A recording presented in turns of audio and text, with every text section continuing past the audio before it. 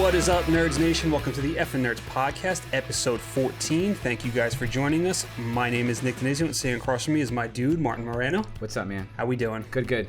We got another jam-packed episode for all you nerds out there, but before we get started, if you guys are watching on YouTube, make sure you give a thumbs up to this video and click that subscribe button. And if you're listening on Spotify, Apple Podcasts, or anywhere else, please check back each week as we try to upload new content for you guys to listen to. So we're going to start things off with paying our respects to a couple entertainers that we lost this week. TV personality Regis Philbin has passed away at the age of 88 due to natural causes. The legendary broadcaster was the host of numerous television shows, including Live with Regis and Kathy Lee, and later Live with Regis and Kelly, once Kathy Lee Gifford's co-hosting duties were taken over by Kelly Ripa. His 60-year career also includes 37 daytime Emmy nominations, of which 6 he won, and an induction into the National Association of Broadcasters Hall of Fame, and more than 16,700 U.S. television hours. Jesus. It's a beefy resume. I know, right? Mm-hmm. I mean, I think most of us know who Regis Philbin is. Yeah. You know, his show, Live with Regis and Kathy Lee, as well as Live with Regis and Kelly, was such like a staple of like that morning talk show. Mm-hmm. You know, and just him, I mean, he just had such a big personality, and like, you know, I always looked at him as like the definition of what an entertainer is, because he had your attention. He always had your attention. Mm-hmm. And then obviously just as successful was his Who Wants to Be a Millionaire that he hosted as well, and that was such a big part of and I believe those hours, the 16,700, are like a world record. Is it really? So, I believe so. Yeah.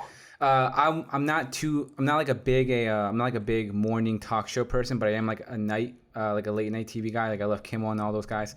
But I'm not too familiar with Regis Philbin, but like you said, he was such an entertainer. He was everywhere, so I knew who he was, even though I wasn't too familiar with the shows. But I did know him through like when all the late night appearances that he made with Don Rickles, because I am a Don Rickles fan, and just I love like the Don Rickles sense of humor. It's kind of just like me and you, how like best friends always just shit on each other. He was always just like shitting on whoever he was with. It must be the thrill of your 35-year career to have me with you here. Can I be honest with you? Honest to me. I've been working in Atlantic City on 6-7 years of resorts. You understand? Yeah. You on the show have set me back about 9 years. Just that banter, that dynamic that they always had. It was always fun to see. And yeah, man, just rest in peace. Yeah, he's going to be missed. Mm-hmm. And then we also lost Hollywood legend Olivia Havilland, who passed away at the age of 104, which is wild. Obviously, due to natural causes. The iconic actress rose to fame during the classic movie era, starring in films like Captain Blood, The Adventures of Robin Hood, and Gone with the Wind, which is considered to be the highest grossing film of all time when adjusted for inflation. The two-time Oscar winner was inspiring, fearless, and set examples that paved the way for change in Hollywood in regards to several different topics. Yeah, I mean, this is like Hollywood royalty, really. Right. Know, especially when you think of like her roles in Gone with the Wind, and I know, you know, she won 2 Oscars, and I think she was also very big on Broadway and in TV. Yeah, well, again, I'm not too familiar with her. I'm not really big on classical films. I don't have anything against them. I'm just not too familiar with them. Mm-hmm. I eventually do kind of want to go back and watch classics and westerns and things like that. But I did watch Gone with the Wind. I think that's the only movie of hers that I saw, to be honest. Mm-hmm. And just reading up a little bit on her, reading up a little bit about her life story, and like she was just a fucking badass, bro. Yeah. Like she was, like you said, she was fearless. I love how she was confident. I love how she knew her worth. I love how when people would send her certain scripts that were kind of how she was almost typecasting in like a romantic role. Yes. They would send her shit, and she was like, no, like I don't want that. Right. You know, and then everything in regards to her lawsuit towards Warner Brothers, in regards to her contract, how that pretty much changed a lot of things nowadays, how pretty much how like that's a staple moving forward. Mm-hmm. And just again reading up on her and seeing all the homages that people paid, all the respects that people paid, and talked about how she was essentially set a standard and changed the game. Like, yeah, I get it, and rest in peace. Yeah, and that's also the big thing you have to remember too, is that she came up in an era where, you know, women weren't really, you know, in terms of like those old films, they didn't have much to do. You know, they were either the damsel in distress or the romantic, you know, interest, and that was kind of it. So it's kind of, it's like you said, like she definitely like paved the way for change, and she definitely set the standard. And it's one of the reasons why, you know, especially like women in the film industry have come as far as they have, you know, and where they're at now, you know, she's a big part of it for sure. And it's still changing. It's still moving forward. Yep. And, you know, the fact that she plays such a role in kind of getting that started, kind of creating that, like kickstarting it, so to speak. Right. Like, yeah, rest in peace. Yep, definitely. All right, Martin. So as you know, Comic-Con recently happened and it went virtual this year. A new at-home approach to this year's Comic-Con didn't stop it from being the usual source of news and announcements as a series of virtual panels took place over the weekend. Some news that stood out to us was the following. Amazon's The Boys had been renewed for Season 3 ahead of Season 2 release. Bill and Ted's Face the Music will avoid any delay and be released on streaming and VOD as well as in theaters on September 1st. The live-action Mega Man movie, which has been in development for years, teased some big news in the near future during a panel with the directors Jost and Schulman. Marvel released their first trailer for Helstrom, an upcoming TV series to debut on Hulu later this year. Constantine star Keanu Reeves sat down with the film's director, Francis Lawrence, and producer Ava Goldsman to discuss the movie's 15-year anniversary. While no new news for a sequel was announced, exciting ideas about the film were shared. So out of all this, some of the stuff that stood out to me, obviously, was the Constantine panel, obviously sharing its 15-year anniversary. I myself am a huge fan of Constantine, and even though it wasn't kind of a big hit with critics and audiences when it came out, it's kind of helped the cult following over the years. Yeah. And it's nice to see kind of it getting, getting some spotlight. Especially I know since like Keanu Reeves kind of just has had a resurgence. You're breathtaking. You're all breathtaking. He's had such a resurgence, and with Constantine, I think it was always looked at as being an unfaithful adaptation, mainly because I think he doesn't look the part, obviously. Well, for starters, yeah, the physically and the accent, which is a big part of Constantine's sort of like core quality, is not there clearly. Right, but I think what's awesome about it is I think he captures that spirit. Yeah, he embodies the role. He embodies the role of Constantine's like no bullshit kind of persona and just like fuck you, I'm gonna do what I want kind of thing, which I love. And then obviously it has one of my favorite, I guess, depictions of the devil. It was Peter Stormare, right? Peter Stormare, yes. That's just such a great scene at the end of those two kind of coming to head. And yeah, so you kind of got a glimpse of that. And then obviously he went to hell. And you saw a little bit of heaven towards the end, but I would have loved, I guess they talked about the sequel, him meeting Jesus. Yeah. Which would have been amazing. Yeah, because they talked about how essentially he would have woken up in a room. I believe it was a jail cell, prison cell. I'm not entirely sure if that's what what was described as. But it's pretty much said that he woke up in a room and met Jesus. And for some fucking reason, the thing that came to my mind was Bedazzled. Remember when Brandon Fraser wakes up in the room in like the prison cell and he meets Jesus, and he meets God? So I'm like, okay. That sounds a little familiar. Yeah, it sounds a little familiar, a little unoriginal there, guys. But yeah, I'm with you. It was fun to kind of just Keanu Reeves is just so much fun to just like watch and like take in. But yeah, to watch and listen to him talk about the movie was fun. I'm with you on Peter Stormare. Not only was he like a great depiction of devil, but I love the fact that he wore a white suit. Yes. Almost like the little contrasting effect that like white is such a pure color and the devil is wearing that, which is fun to see. And yeah, that was something that definitely stuck out to me. In terms of like a little quick rapid fire segment on things you said, The Boys Season 3, cool, awesome. I love the sort of like trust that they're giving the creators of the show, pretty much saying like you have a story, an idea for Season 2, whether it goes on past that, regardless, you still have your third season. And Helstrom, I kind of really want to go a little bit into because I'm not familiar with the characters. I'm not familiar with the properties. I was going to say, I know absolutely nothing about that. I know absolutely nothing either. From what I did a quick learn to use the Google on the internet machine. Showing off. Figured out how to work the Google on the internet machine. A little quick research.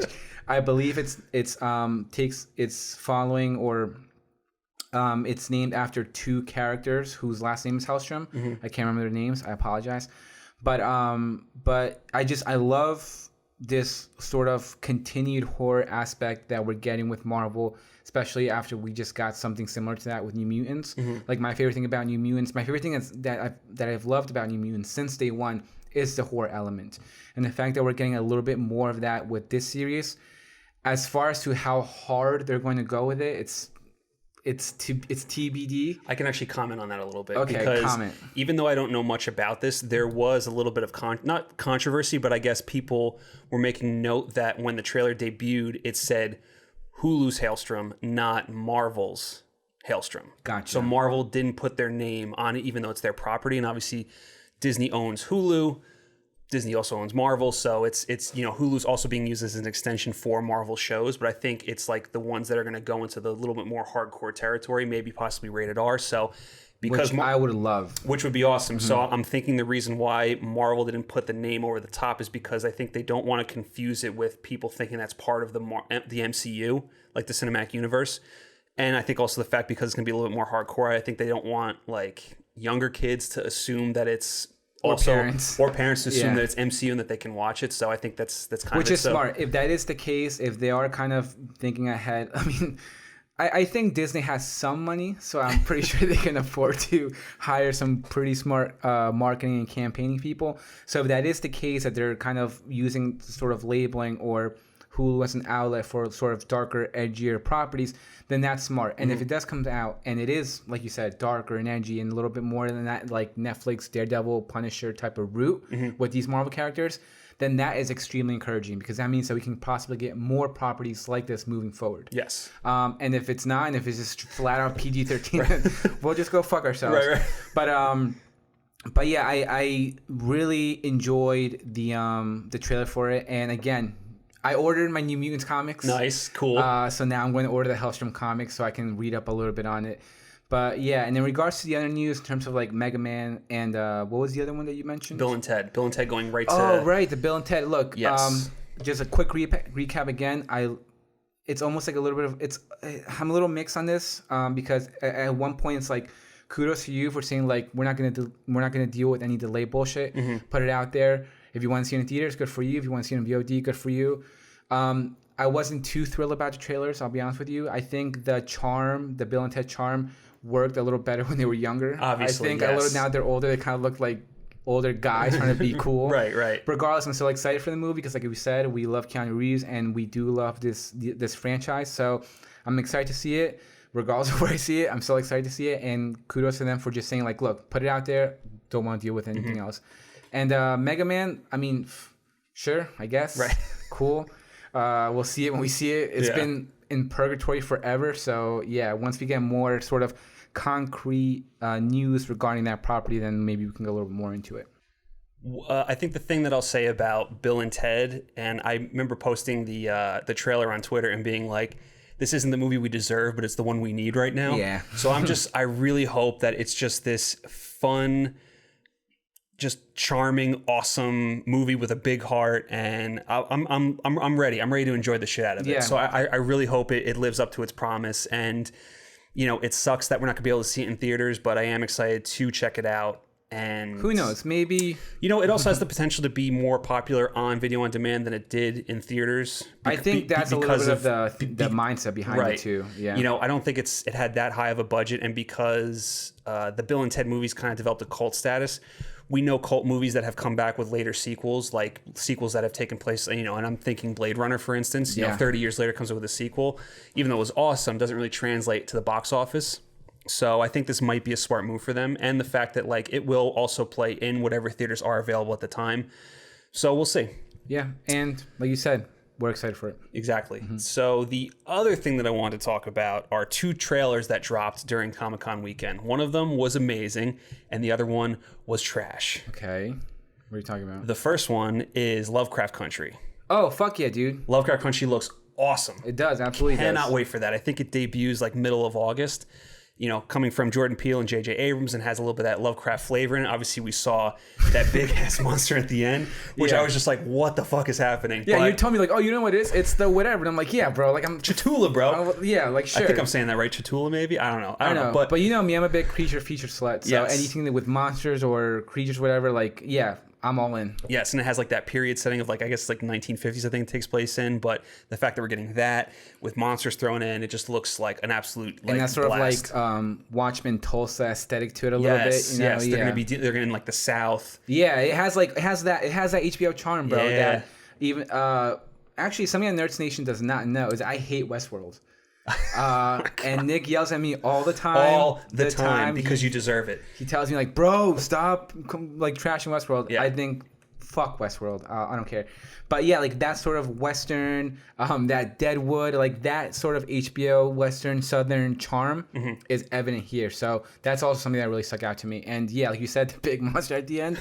I don't know what's happening. The only experience I have with H.P. Lovecraft is like whatever Richard Stanley stuff we've seen. The Color Out of Space. Color Out of Space, and then Annihilation. Annihilation has some Lovecraftian horror thrown into that. But isn't that Alex Garland? Oh, that's not Alex Garland. That's the other guy. I can't remember his name. No, Annihilation is Alex Garland. No, the one who actually wrote the novel. Oh, yes. Yeah, right. I can't remember his name right But now. that's, I think people were calling that somewhat of a loose adaptation of like a Lovecraft. And I love Annihilation. Yeah. Yeah. So, yeah, that trailer was awesome. Mm-hmm. The other one that was trash was The Walking Dead: The World Beyond. Oh my fucking god! I totally forgot about that trailer. Now, here's what I'll say about it. Oh, when I first heard about this project, it was like it takes place in the Walking Dead universe. And it's in the Holy future, shit. and that's all I knew. So my thinking was, and it's fuck me for not actually reading up on it before actually seeing the trailer. Was I just assumed that they were going to do a huge time jump, like at least 50 years, just to be like now we're absolutely established. Most of the people that were of the old world are now dead, and what we have now are people that have grown up in this, post-apocalyptic world. What we got was some Stranger Things bullshit ripoff of Not even, bro. It was ABC Family. Of like 10 years in the future, and you're following this group of kids, and like, no offense to these actors, but I already hated the kids like 2 minutes in this trailer. Yeah, and it just felt like we're just trying to do Stranger Things on this, but even Stranger Things gets hardcore. This was like you said, ABC Family. The music was like from the old guard, like the old guard music director was also hired. For this. But it just was not. It did not look. And, I'm judging the trailer. Maybe the show might be awesome, I don't know, but like the trailer was just not inspire any confidence at all, and I was just severely disappointed with it. Yeah, and also I think I was a little ignorant thinking it was gonna be Batman Beyond with zombies. It was not that far into the future. It was, like you said, only like a decade, like 10 years in. Right. And yeah, I echo all your sentiments. The second, pretty quickly, and I'm like, what is this? Yes. Like, what are we getting? And then it went straight into ABC Family territory. I was like, what is this, the Fosters? Fosters out here killing zombies? But yeah, it's going to be a no for me, dog. Yeah. At least from the trailer. For all we know, it could be spectacular. It could be. I mean, if you look at Walking Dead's other spinoff, Fear the Walking Dead, I think that doesn't inspire much confidence. Not that I've seen it, but I know people that have watched it have not been happy with the direction it's gone in. I watched one season. It was Yeah, so. Yeah. Not great, Bob. Not great. So, Martin, I figure since we're talking about Comic-Con, we should probably talk a little bit about comics. Since we don't really talk about comics, and I know you're a really big comic book reader. I'm a novice. I read DC every now and then. I've read a couple other of like the more famous stuff, but I'm trying to get more into it. And some of these upcoming things have me a little bit excited that I might actually start reading, stuff other than Batman. So Keanu Reeves, who obviously was a big feature this weekend at Comic-Con, and he also recently announced his new comic Berserker. He's not the only actor that's getting into the comic business. Oscar Isaacs is developing a graphic novel called Head Wounds Sparrows through his production company Mad Gene, which I didn't know Oscar Isaac had a production company, but Mad Gene's a pretty dope name for a production company. Yeah. I am a fan of that. It's a supernatural noir project created by Bob Johnson and written by Brian Bucoletto and drawn by Christian Ward.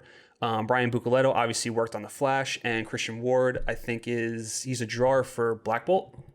Yes. Okay. Yeah. I'm not 100. I've read a couple of. I really need to get back into DC Rebirth Flash, because with the couple issues that I read early on with Godspeed and everything were fantastic. So I'm not sure if that's the ones that Bucoletto did. And in terms of the Black Bolt artwork, I'm not sure. Marvel, they're always kind of rebooting, and I'm not really entirely sure which Black Bolt he did. Right. But I'm excited to check it out. Keanu Reeves' comic is interesting because it's about like a half mortal, half god who doesn't age. I'm excited. Essentially himself. Yeah, pretty much. And it's supposed to be like super hard R, super violent. That's cool. And that's exciting to see. To echo your sentiments about Oscar Isaac, the dude for the most part picks good projects. So I think he has like a good idea when it comes a good taste, I guess. I think it's cool that he's doing this too. Yeah, so he's not really writing, he's not really creating, but he's kind of like he's like producing it almost. Right. Yeah, it's almost like he's essentially investing into it, so to speak. Right. So the fact that he believes that it could be something cool, and like we've seen different people, like obviously the one that sticks out to me the most is Gerard Way. Also because I'm an emo forever, baby. I love Chemical Romance. The fact that he was able to step out of that, the lead singer role and do stuff like Doom Patrol, do stuff like Umbrella Academy. That's like really the one that straight comes to mind. But we've seen like even like the Black Eyed Peas musicians, people from Linkin Park, like they've all wrote comics. Right. And so I like the fact that these artists are kind of like stepping out of their bubble. And I love creativity. I love people being creative. I love people exploring different parts of their mind and putting those creative juices to work. So I'm excited to see what Oscar Isaac does, because I love Oscar Isaac. I know. I think the dude, he like I was just saying, he does not stop working. He's just and his resume is very vast. Like, he's covered many different genres, and I'm excited to see what he's going to do for Dune.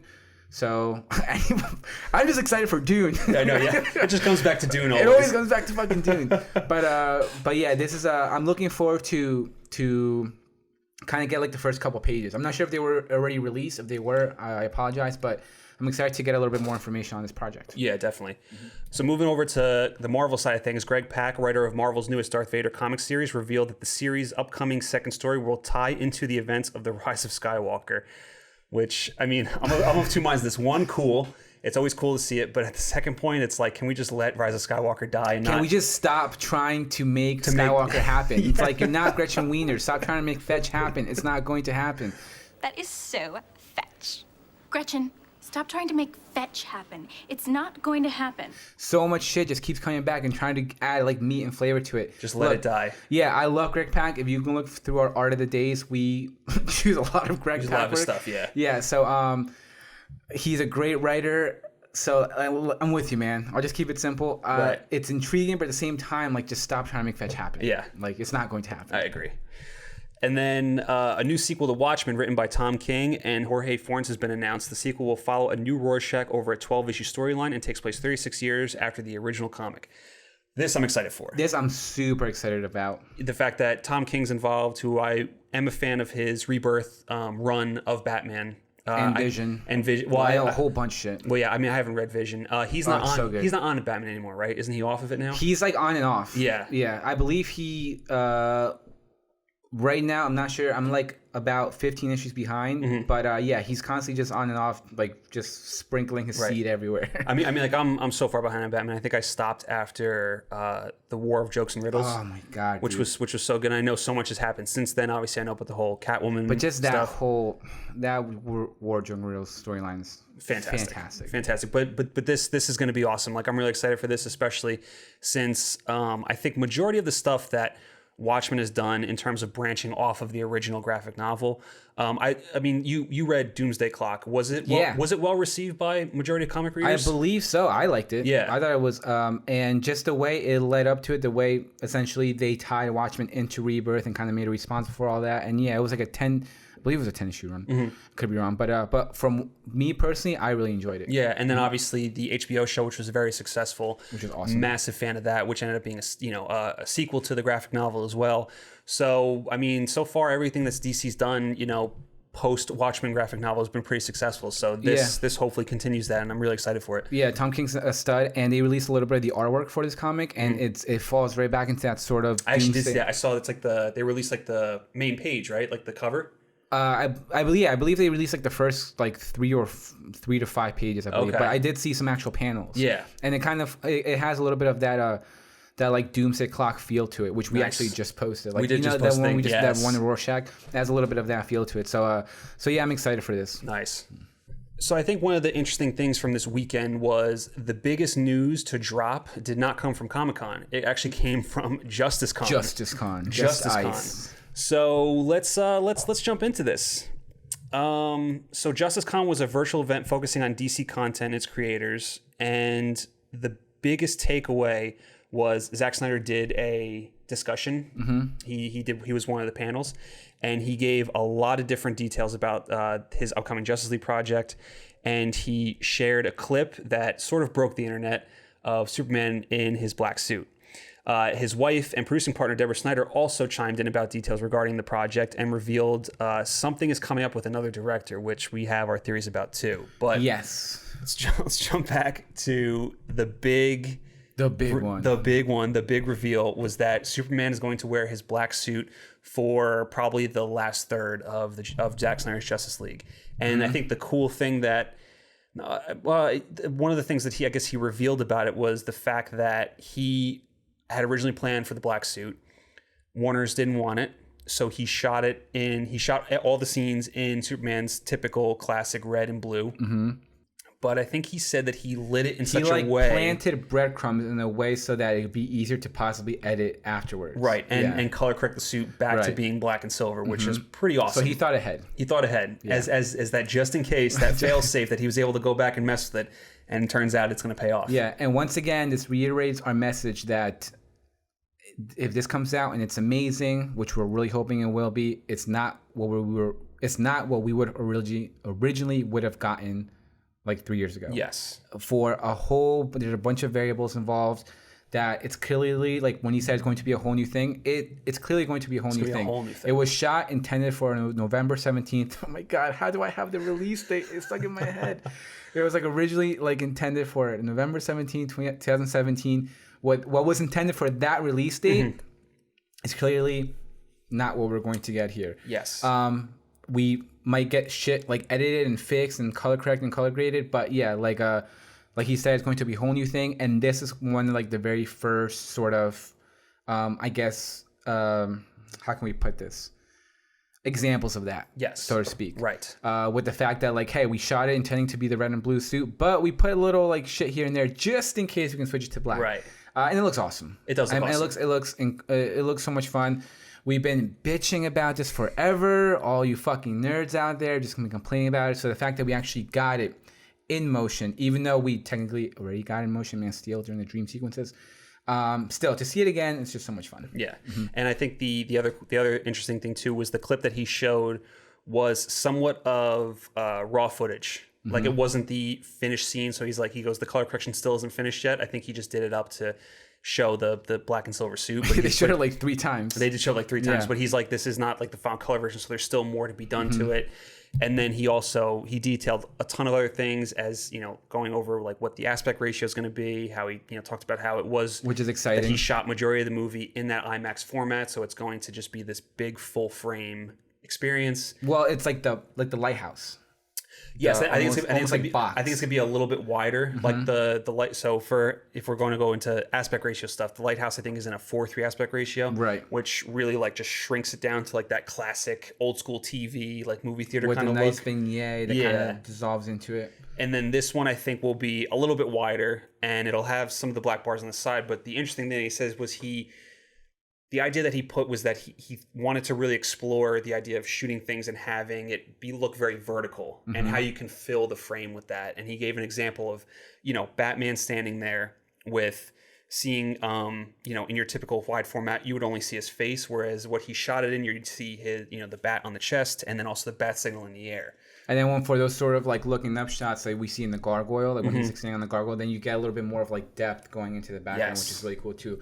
Yeah, I'm really excited for that. I'm all about a full frame. Oh yeah. I know some people like the long wide. Look, it is sexy. Yes. There are certain times when it's extremely sexy when you get that long wide frame. But for me personally, I like a full frame. And we got a little bit of that with the Wonder Woman clip that he released. Yes. You can see a little bit of like the bars on the side, so that gives you a little bit of an idea of what the aspect ratio is going to be. But yeah, it's super exciting. And also, just kudos to the people who did it. I have no idea who they are.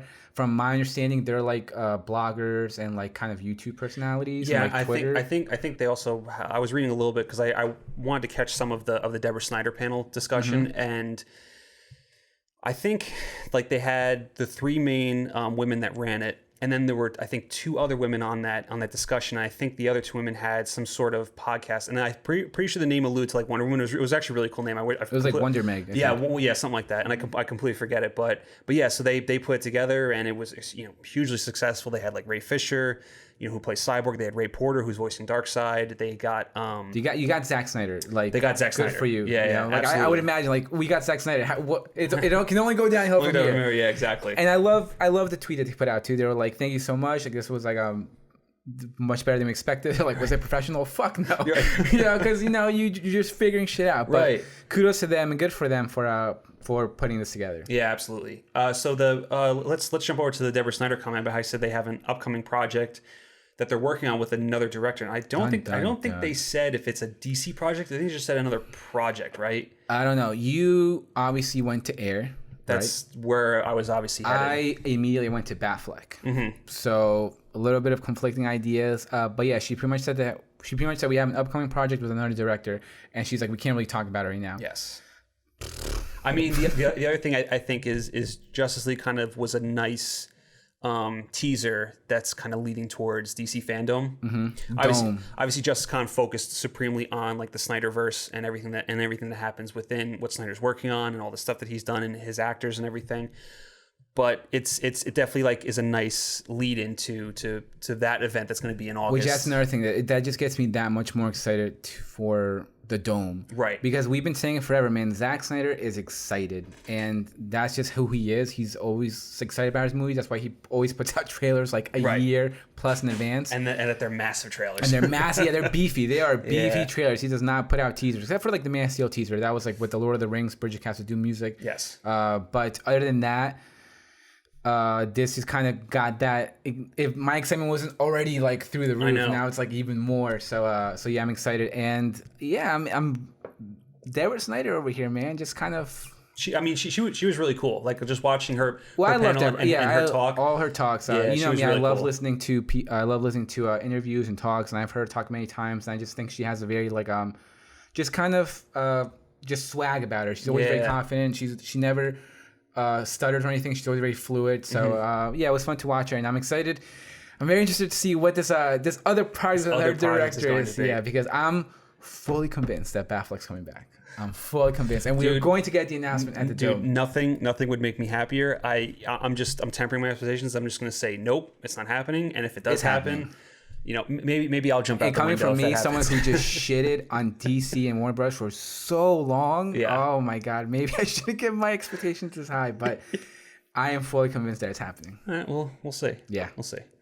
So before we jump into some of the movie news, Emmy nominations came out recently, and some of our favorite shows got a bunch of noms, including The Mandalorian, which got a ton of stuff, obviously for its tech, and I think Taika got maybe directing or I'm something. Not sure. Possibly. I saw sound editing, cinematography, all like the standard visual effects, Star Wars shit, so to speak. Yeah, but the big thing was it got a drama series nom. Which is very interesting. Yeah, it's not really a drama. It's not, and it's cool. Yeah, like it's fun to see Star Wars be put in that category in terms of like a drama series, but. Yeah, when you see it next to all those other shows, and granted, I've seen maybe like 2 of those. Yeah, I mean, I've definitely seen more. You've definitely seen more. Because you're more into TV than I am.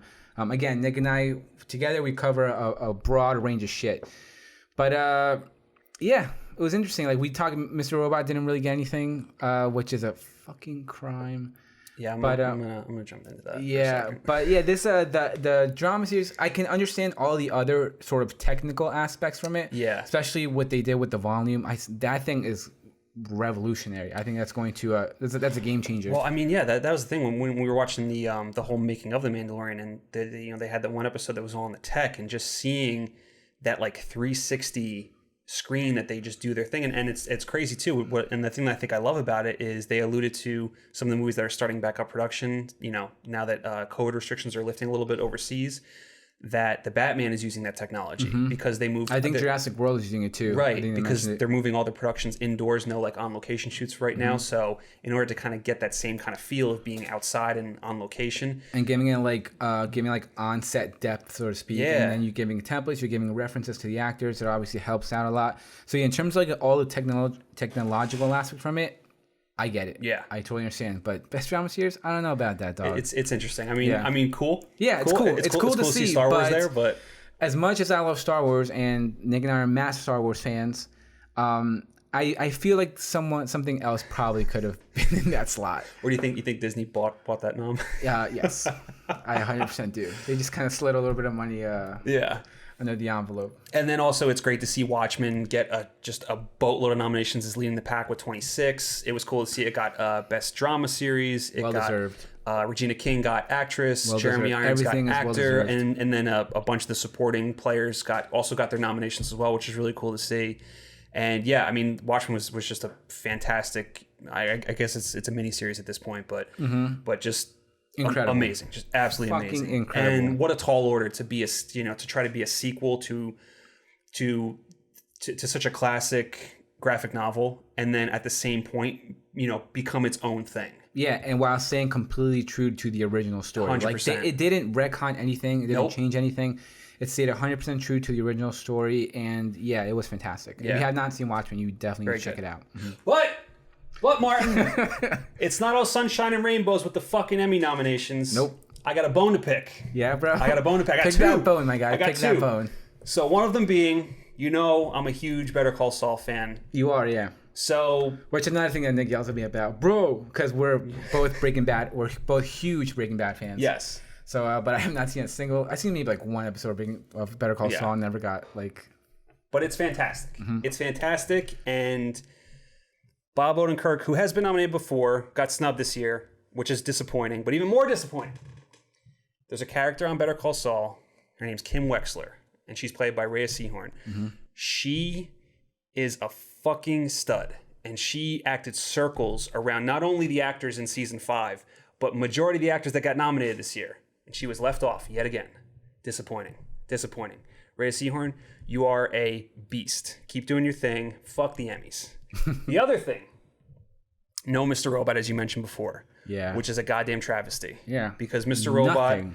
Mr. Robot season 4 was probably some of the best television for me personally I've ever seen. I think you can probably also Yeah, agree for with sure. that as well. There were some absolutely dynamite episodes, amazing acting by both Rami Malek, Christian Slater, your boy. Oh, the one who plays the dad. What's his face? Oh my God, Price, who plays Price. Yes, He's my favorite character. yeah, I fucking love him. That one episode with him was so good. Which one? Well, the one when it's him and White Rose, and they're just kind of in that. Oh yeah, and that- I love I'm his trying to spoil it, but- his voice cadence, the way he Yes. talks, the way his line delivery, the big obviously I don't want to spoil it either, but the tragic scene with Angela when he's walking away and he's just like, Oh man. oh my God, and he goes to the house. Yeah, Price is my guy. I fucking love Price. But yes, his name is Michael Christopher. Absolutely awesome.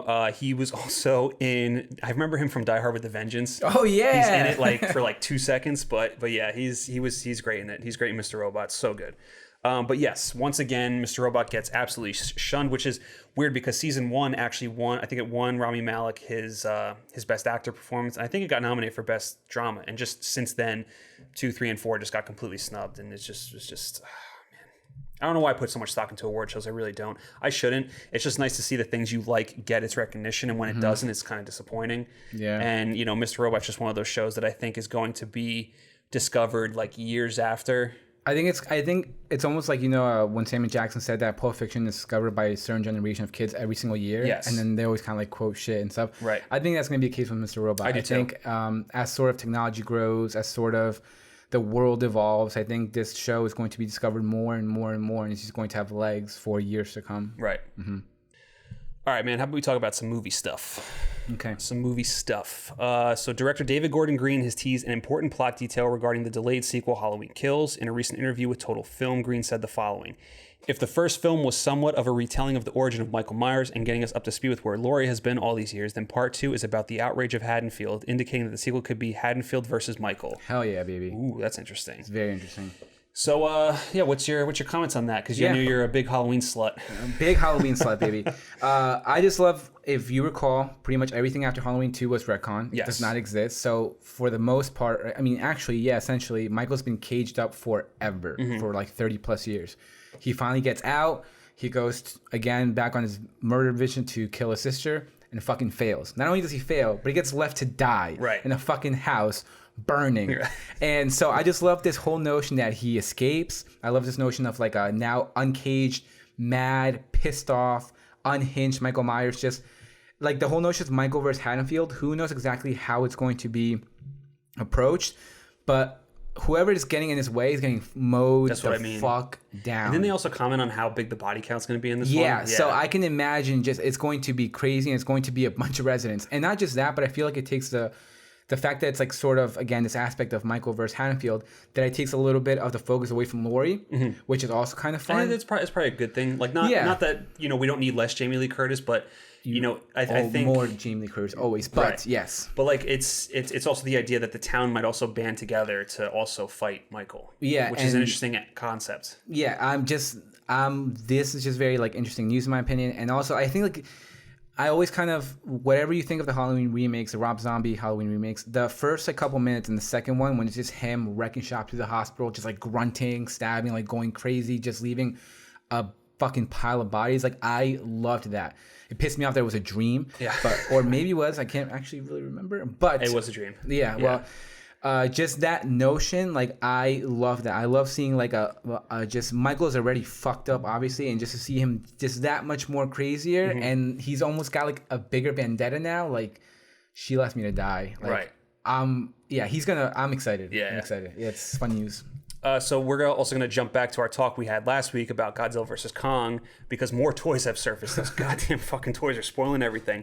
The images revealed returning creatures such as the crawlers from Kong Skull Island, and teased the fact that both Godzilla and Kong will be wielding weapons of some kind thanks to their battle-damaged figures and accompanying props. Oh, as if it couldn't get more ridiculous enough or more insane, they're gonna have fucking weapons. Yes, if we believe it to be true from the toy images. It's right. I mean, like, you can't always take the toy images as fact when it comes to the movies, but even though they're usually right. Yeah. Like, if Kong's gonna be walking around with a battle axe, with the fucking bat, and not just that, but you have the prop for Godzilla was an antenna. Which I've said before about the fact of like monsters jumping around New York City, taking the antenna from the Empire State Building, using it as a weapon. Right. Like, this just sounds insane, and the fact that we see like sort of gashes on the battle damaged toys. Right. They're gonna fuck each other up. No, man. And it's like, did they learn from Ra's al Ghul? Did they mind their surroundings? Like, that whole notion of them just fighting in obviously some sort of like a humanistic setting, given the antenna. Just awesome. Like, they're going to use their surroundings to use, because we get a little bit of that in Kong when he picks up the tree, remember? That's what I was going to say, is like you kind of have, like, I like that they're kind of bringing that aspect back, that they're just using their environment as weapons to use, like, in this fight, because that just adds a whole nother dynamic to the fight. Because depending on where you are, which is something that I've always wanted to see, depending on where you are, like, you can have some bad, if you drop them in Paris, whoever gets to the Eiffel Tower first is going to have a series, like, spear, harpoon, whatever. Oh, yeah. Drop them, like, in Seattle, get the needle. I know a little bit of architecture, but just a little bit. But yeah, depending on where they are, on whatever city they are, like, or just whatever location, like, could create some very exciting situations and fights and weapons, so to speak. So yeah, it's pretty awesome. It is pretty awesome. And like we said, we're dying for a trailer, and we're unfortunately probably not going to get it till at earliest, like, the winter. I'm thinking like maybe sometime in December. It's probably gonna be December, because usually, like, the movies that come out in December, they're usually accompanied by the big trailers for next summer. So hopefully, whenever Wonder Woman comes out, which is October, hopefully. If it does come out, then I can definitely see it being released with Wonder Woman. Right. So let's keep on that with the discussion of whether or not movies are going to be whether they're going to be here, whether they're not. We got details about Tenet's release schedule. Warner Brothers finally kind of set in stone somewhat of a release schedule for Tenet, and it's kind of, I mean, we suspected this, and it worried me a little bit, and now that it's actually happening, I honestly don't know how I feel about it. It's depressing, in my opinion. It's definitely depressing. So Tenet is going to release internationally on August 26th, and that's going to open up domestically in select cities on September 3rd. Basically, they just said wherever theaters are open is when it's going to open. I believe because AMC has been planning this Inception re-release 2 weeks before Tenet. I think that's set now for August 17th. Really? I thought they gave up on that. No, they're still doing it. They're still going with it? So AMC, I think, is still trying to reopen in the middle of August. There's no indication that that's going to happen. We'll see. No. But yeah, this is definitely depressing. One of the reasons being that I'm really disappointing in us as a country, because things are getting better apparently overseas. That's why they're able to open up overseas without like a hiccup. But obviously here, we can't get our shit together. No one wants to wear their masks, and just things keep getting delayed. So we're going to be the last to see this, which is upsetting. And there's also a good chance that we're not even going to be able to see it in a theater. We might have to resort to watching it on our TV, which is going to suck. And there's still like no concrete plan. There isn't. Like, that's my big thing. It's like you're out here pretty much just saying like, oh, let's just release on September 3rd. There's still no concrete plan as to how they're going to go about it. Like, yes, what happens if I want to buy a ticket online? Are certain seats going to be X'd off? If they're not, then how are you going to essentially separate or social distance from people? Are theaters going to be packed? Which I assume there's a lot of people like us who want to go see a fucking movie. So If like it opens up in New York, I don't want to. I'm sorry. I know there's people out there who think it's bullshit. That's fine. That's totally your opinion. Me personally, I do take it seriously, and I don't want to be in a fucking theater full with a bunch of people. Right. Especially like. Well, we've also had some experiences of people just coming in with massive coughs and Oh my god! and sneezes throughout Our the last entire movie thing. theater experience, which was really right about the just to give you guys a fun story time with Nick and Martin. Our last movie theater that we saw, when we were in there, people were like coughing and sneezing, and this was like right on the verge. And it wasn't just a cough. It was It was the most aggressive. Yeah. Like this guy was like overacting with his cough. Either he was overacting, or he probably had corona, Or he had coronavirus. which we probably assumed that he was. Yeah. But every single time he coughed, I was just like, oh my god, like what's going on? Like, do they have safety barriers in between the seats? Like, who knows? Like, it's upsetting to me because. To me, it just feels like they're saying, like, just put it out there. Just put it out there. We need money. Whatever money we reap from overseas, we can use it. We can use it almost like as insurance for whatever reason. And it's like, if you're just going to come out here and say, like, it's going to be released, at least give us some sort of concrete plan as to how you plan on opening the movie theaters. Right. Because as far as I'm concerned, there still hasn't been anything like that. I could be wrong. For all we know, there's like a fucking guideline somewhere that we just missed. But as far as I'm concerned, I still haven't really gotten a concrete idea of how movie theaters plan on going about showing their movies. Yeah, and it's because I always said that as soon as theaters open, like Tenet was always going to be that movie that was going to open with theaters, and I said we're going. Like I don't care, we're going. And I still stand by that, but at the same point, it's like we don't know what the guidelines are. We don't know how theaters are going to handle just some of these people that are going to come back, and you would assume that look for the people that do like have some care as with this coronavirus, there's just as many people that don't give a shit about it. Yeah. And they're gonna go back in droves. You know what I mean? Like as soon as restaurants open, they're gonna go back. As soon as things open, people are gonna go back. People are already like, because things people are partially open. People are already right, all just flocking back. People really want to resume their normal lives. And it's understandable. It is I understandable. get it. I totally get it too. And I think it's the same thing with movie theaters. So until there are some sort of concrete details in place as to, hey, how are you going to handle all these people coming back? Like it's hard to say I'm gonna go.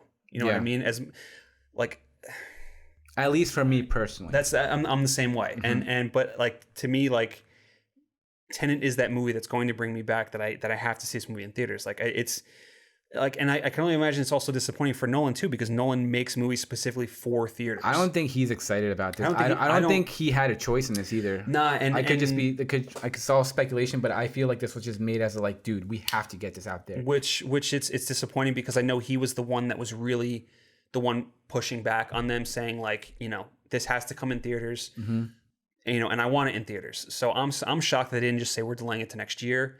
And I think the only thing I think of is why Warner Brothers is doing this is because overseas is pretty much good to go.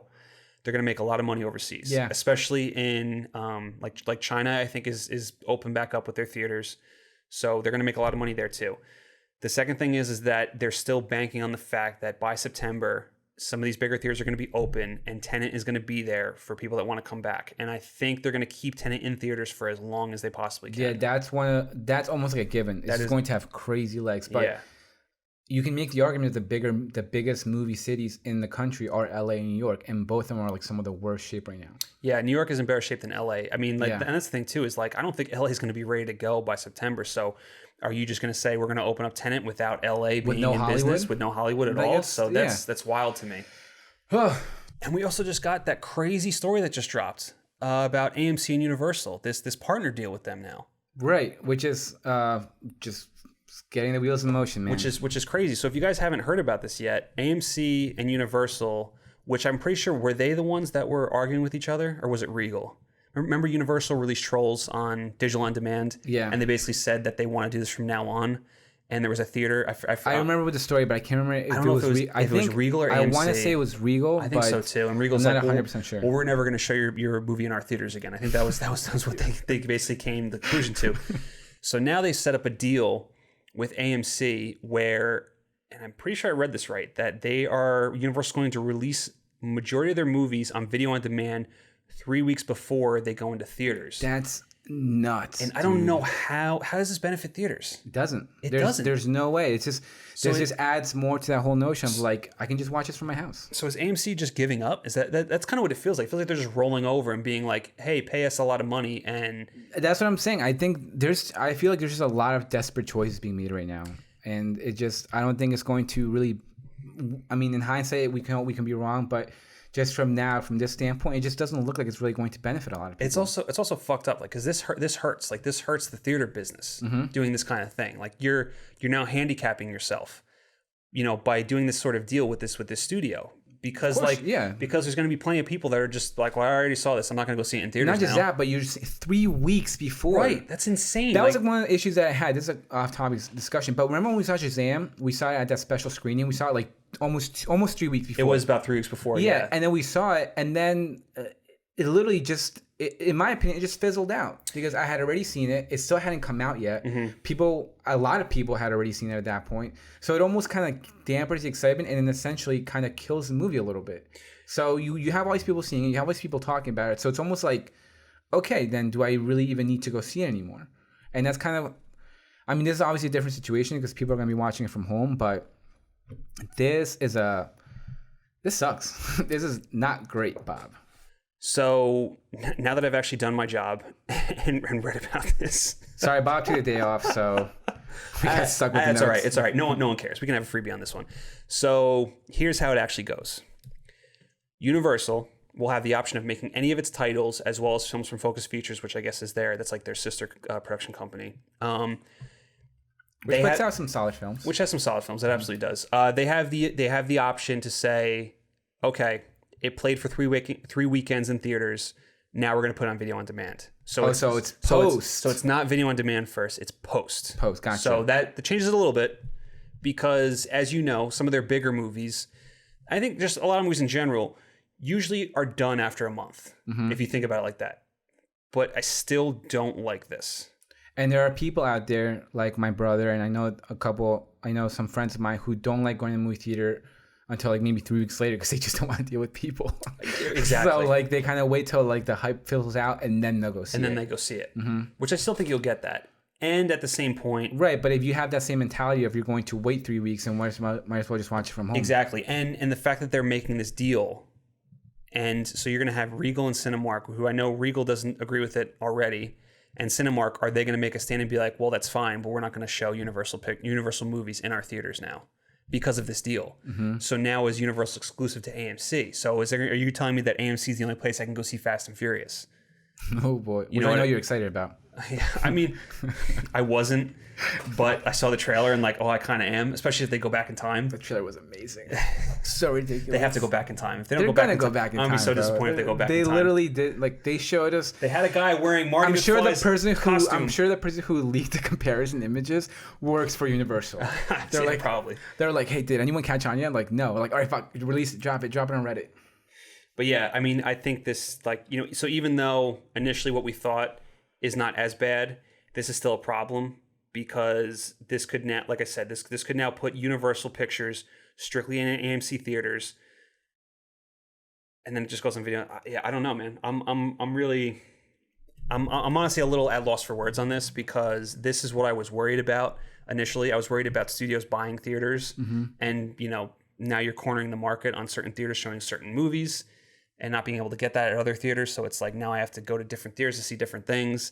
And it's just, it's just not good. It's just, I don't like this at all. I'm not a fan of this. I think my biggest takeaway from this is just that at-home mentality of like, what's 3 weeks? Right. I'll wait 3 weeks and I'll see the movie. Like, I don't have to change my schedule around, plan 20 or 30 minutes ahead so I can get there, get my snacks, watch the movie, drive home.